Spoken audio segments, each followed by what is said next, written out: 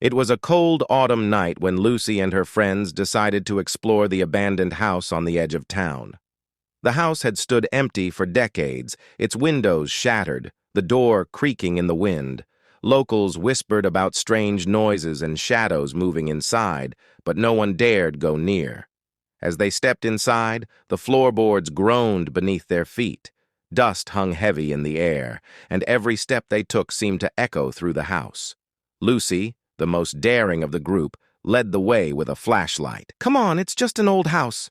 Nothing to be scared of," she said, but her voice wavered slightly. In the living room, they found an old, cracked mirror hanging on the wall. Legend had it that a woman had died in front of that very mirror, staring into it as she whispered her last words. They laughed nervously at the thought. "Let's take a selfie," one of her friends suggested. They huddled together in front of the mirror, Lucy's hand trembling as she held up her phone.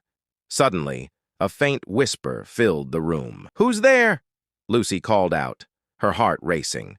But there was no answer, just the sound of the wind outside. They brushed it off as their imagination, but Lucy couldn't shake the feeling that something was wrong. As they explored further, the whispers grew louder. At first, it was just faint words, too soft to understand. But soon, it became clear. "Leave, now!" The voice echoed in their ears, sending chills down their spines. Terrified, they turned to leave, but the door slammed shut behind them. The air grew cold, and the walls seemed to close in around them.